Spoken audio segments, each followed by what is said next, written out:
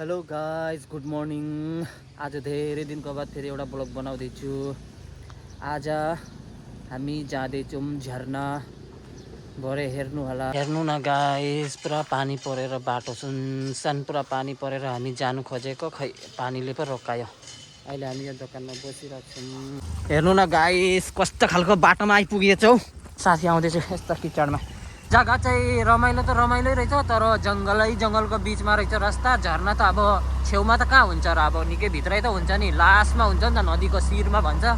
त्यही भएर जाँदैछु। अम्मो भगवान्, बाटो त खत्तम रहेछ नि, खत्तम रहेछ। अब कसरी जानु, अब पुरा फस्छ त्यो बाटो। छ हेर्नु न, खै गाडी जान्छ कि जान्दैन, फस्छ जस्तो त छ। खै आउँदै आउँदैछ। आम्मामामा र दबायो केटाले। आम्मामामा, good good good good good, सक्यो। यो हो एउटा सानो झरना। आधा बाटोसम्म त बाटो पुरा खराब रहेछ। अनि हामी अब सामान म बोकेको छु, अब आउनेहरूले पनि बोकेको छ। अनि हामी हिँड्दै जाँदैछौँ। अब हामी झरनामा पुग्यौँ। देखो, यो हो झरना। कस्तो राम्रो रहेछ नि त हौ। यत्रो हिँडेर आएको यो झरना हेर्नुको लागि। फाइनली गाइज, हामी झरना आइपुग्यौँ। देख्न सक्नुहुन्छ झरना यस्तो छ, यस्तो देख्नुहुन्छ झरना यस्तो छ। क्या रमाइलो छ झरना, हेर्न सक्नुहुन्छ। मस्त छ, मस्त हेर्नु न।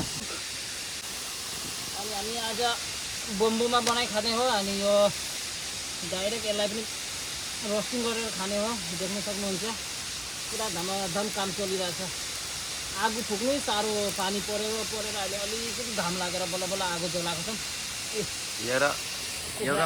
पोल्दैछौँ। अब बर्फ गाइस, बम्बुमा बनाउँदैछौँ हामी। बम्बुमा यो चावल रेडी भयो। अब बम्बुमा अब पाक्छ। अब यो छेउबाट देख न, बाई रोस्टिङ सुरु भयो। अब खाने हो। यहाँ यस्तो चिज छ, यो झरना यस्तो छ, यसको छेउमा यस्तो ठ्याक्क क्या मस्तले खाइरहेको छु, देख्न सक्नुहुन्छ।